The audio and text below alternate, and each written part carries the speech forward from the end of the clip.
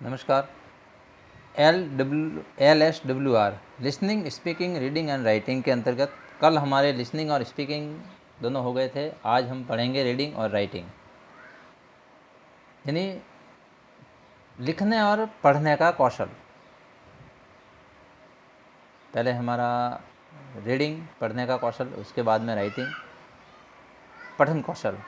श्रवण कौशल और मौखिक अभिव्यक्ति के पश्चात जिस कौशल पर शिक्षक ध्यान देता है वह है पठन कौशल, अर्थात लिखित भाषा को पढ़ने की कला एवं क्षमता। इनमें दो शब्दों का विशेष महत्व है, पठन और वाचन और पठन। यानी वाचन और पठन, देखिए दोनों अलग अलग शब्द हैं। लिखित सामग्री को उच्चारित करने की क्षमता वाचन कहलाती है, परंतु पठन में उनके अर्थ ग्रहण पर बल दिया जाता है। सिर पर सिर उच्चारित करने की क्षमता वाचन कहलाती है, लेकिन उसके अर्थ ग्रहण जब होता है तो वो पठन होता है। माध्यमिक स्तर से ही पठन कौशल सबसे महत्वपूर्ण हो जाता है, क्योंकि अधिकतर शिक्षण पाठ्य पुस्तकों द्वारा प्रारंभ हो जाता है। इस कौशल के विकास हेतु शिक्षक बहुत सी चीज़ों पर ध्यान देता है, जैसे शुद्ध उच्चारण, ध्वनियों की सही पहचान, शब्द भंडार में वृद्धि, विराम चिन्हों का उच्चारण में सही प्रयोग, उचित बल, लय एवं गति के साथ पठन और पठित वस्तु के अर्थ ग्रहण की क्षमता का विकास करना। शिक्षक को सचेत रहना चाहिए कि विद्यार्थियों में वे वाचन के प्रति रुचि उत्पन्न करते और उच्चारण में होने वाली त्रुटियों की पहचान कर सही से उसके समाधान खोजें, जिससे विद्यार्थियों के भाषा कौशल विकास में कोई बाधा न आ सके। वाचन में मधुरता, शिष्टाचार व मौलिकता का सही समावेश ही प्रभावी वाचन की विशेषता है।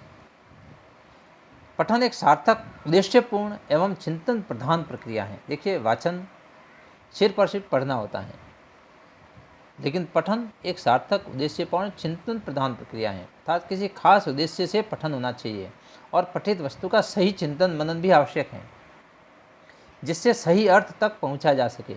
इससे लेखक के विचार, भाव एवं मंतव्य को सही से समझा जा सकता है।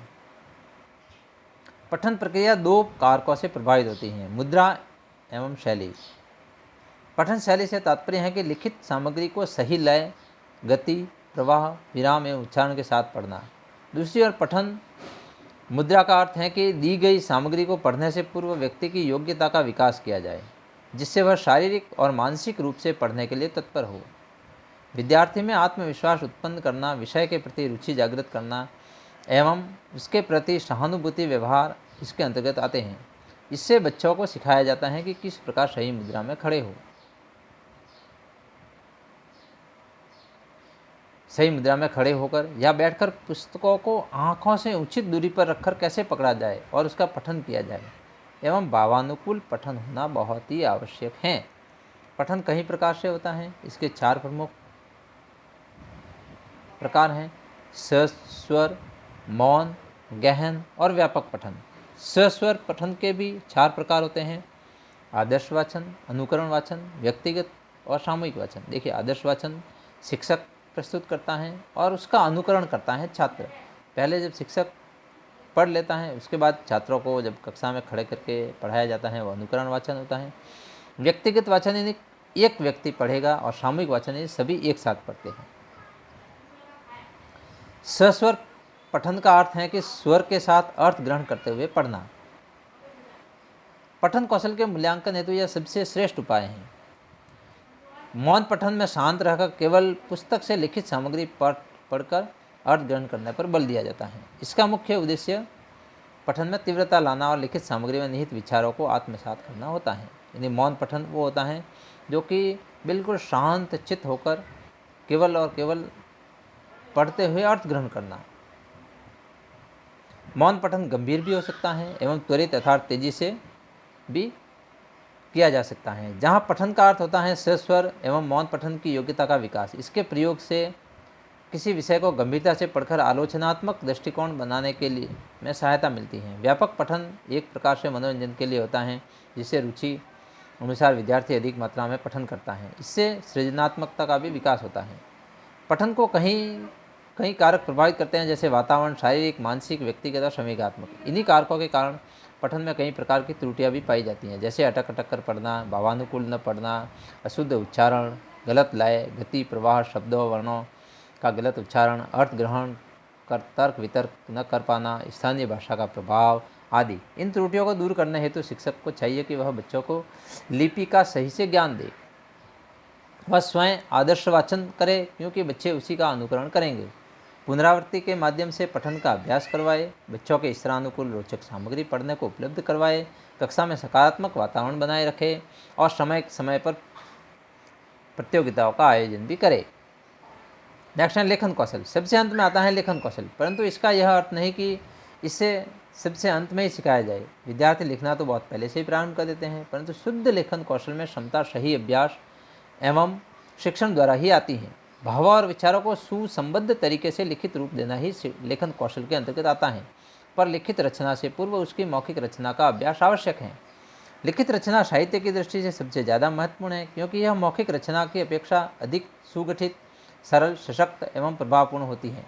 उच्च कोटि की लिखित रचना कई सदियों तक मानव को उत्साह, ज्ञान, ऊर्जा एवं संदेश देने का कार्य करती हैं। हमारी साहित्यिक, सांस्कृतिक, व्यवहारिक और अंतर्राष्ट्रीय क्रियाकलापों का निर्वाह लिखित भाषा के माध्यम से होता है।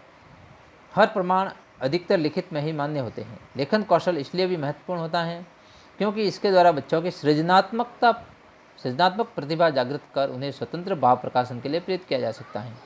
रचना का आशय ही सार्थक, सुसंबद्ध, स्वदेशीय, कलात्मक अभिव्यक्ति, किसी राष्ट्र के समस्त संसदीय, शासकीय, न्यायिक, सैनिक, ज्ञान, विज्ञान, संचार आदि कार्यों का संवहन लिखित निर्देशों और संदेशों से ही होता है। लिखित रचना के शिक्षण में सदैव सरल से जटिल की ओर विधि की अपनानी चाहिए। प्रारंभिक स्तर पर विद्यार्थी को तख्ती, स्लेट या कॉपी पर वर्ण रचना का अभ्यास कराया जाता है।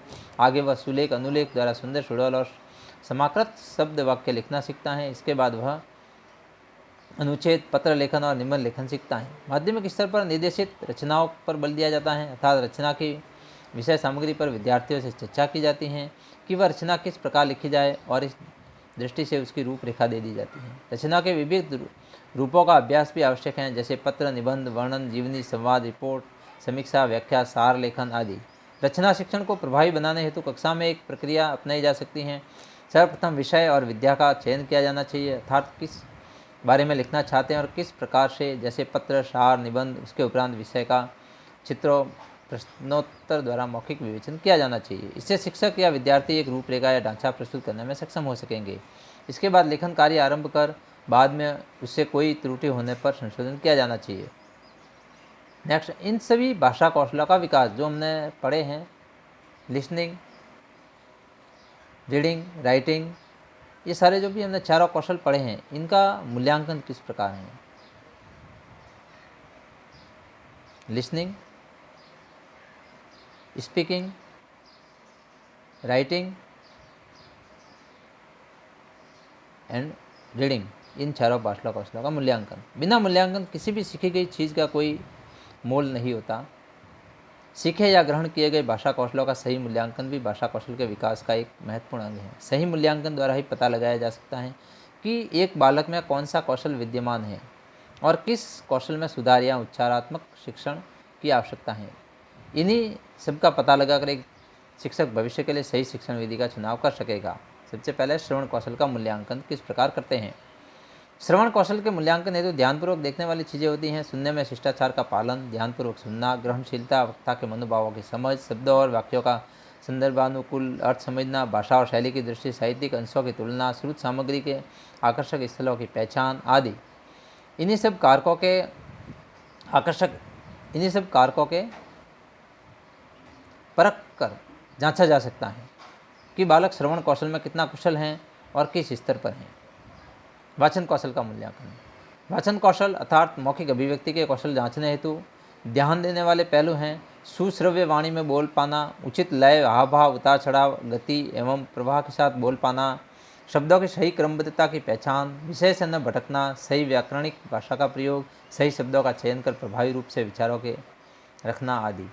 पठन कौशल का मूल्यांकन। पठन कौशल का सही मूल्यांकन माध्यमिक स्तर से शुरू होता है। प्राथमिक स्तर पर यह अनिवार्य नहीं होता। उच्च स्तर पर श्रवण और वाचन कौशल महत्वपूर्ण होते हैं। पठन कौशल से तात्पर्य पढ़ी गई सामग्री के अर्थ को सही समझ पाना। इस कौशल के मूल्यांकन हेतु विभिन्न कारकों पर ध्यान देने की आवश्यकता होती है, जैसे पाठ्यपुस्तक के अन्य साहित्यिक विधाएं पढ़ने की उत्सुकता, शब्दों वाक्यों का प्रसंगानुकूल सही भाव ग्रहण, पठित अंश की अपनी भाषा में अभिव्यक्ति, निजी संवाद के निर्माण की क्षमता, पढ़ी गई सामग्री का सही विश्लेषण करने की क्षमता आदि।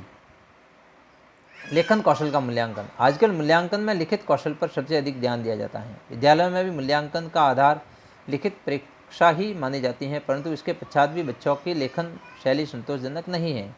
इसका सबसे प्रमुख कारण है कि सही मापदंड तैयार नहीं किए जाते। लेखन कौशल के मूल्यांकन हेतु निम्न पक्षों को ध्यान में रखा जाना चाहिए: शुद्ध वर्तनी, क्रमबद्ध लेख, अभिव्यक्ति हेतु सही शैली और गति का विधि का प्रयोग, विराम चिन्हों का सही प्रयोग, उचित गति और आकार में लिखना, परिस्थिति के अनुसार सही शब्दों, मुहावरों, अलंकारों का प्रयोग, विचारों का सुनियोजित तरीके से प्रकाशन, सृजनात्मक लेखन, उचित शब्दावली का प्रयोग, बिना किसी संप्रदाय या जाति को हानि पहुंचाए सामाजिक विचारों का भाव प्रकाशन आदि।